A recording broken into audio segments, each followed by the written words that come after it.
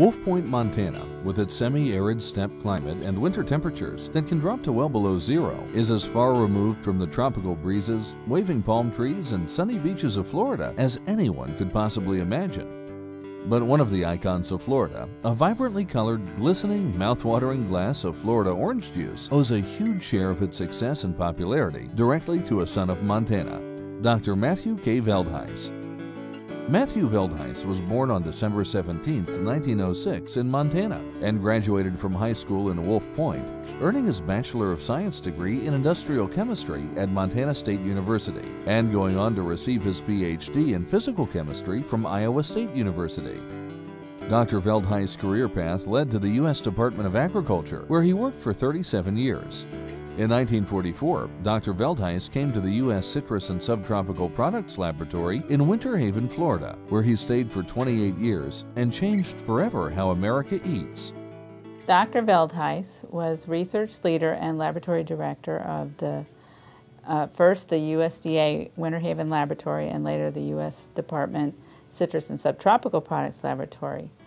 He worked with the Florida Department of Citrus and the Florida Citrus Commission to develop the product frozen concentrated orange juice, which was a huge development for the citrus orange juice industry. Dr. Veldhuis and his colleagues turned frozen concentrated orange juice into the star it is today. In the early 1940s, equipment was installed at the Winter Haven facility that would let the researchers study the effects of the principal factors involved in improving the product. And by 1944, enough was known to initiate efforts directed towards a commercial successful frozen citrus concentrate. Key players in these efforts included Dr. L.G. McDowell, Research Director of the Florida Citrus Commission, and Dr. E.L. Moore and C.D. Atkins at what was then known as the Citrus Experiment Station, now the University of Florida Citrus Research and Education Center at Lake Alfred, Florida. But equally essential to the team were Eunice Wiederhold Moore, Roger Patrick, A.L. Curl, and the innovator from Montana, Matthew Veldhuis. Veldhuis and his colleagues determined that citrus concentrations, even if pasteurized with the resultant loss in flavor, could not be kept at room temperature long enough to permit marketing.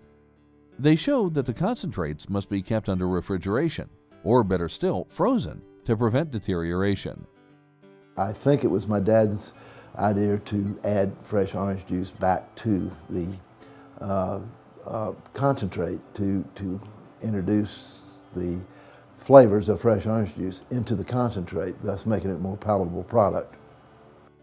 The USDA team members' key roles were recognized by the Secretary of Agriculture, Charles F. Brannan, in an award ceremony in 1952 on the grounds of the Washington Monument in Washington, D.C., at which the President of the United States was the principal speaker.